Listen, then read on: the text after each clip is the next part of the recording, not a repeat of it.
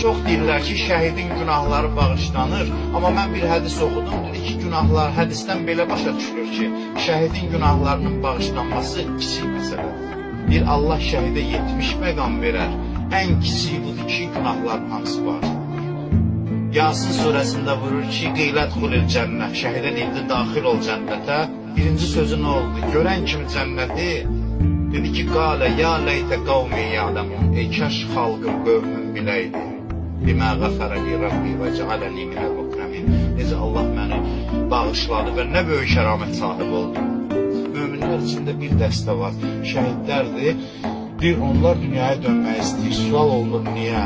Nə üçün? Nə qalıb ki?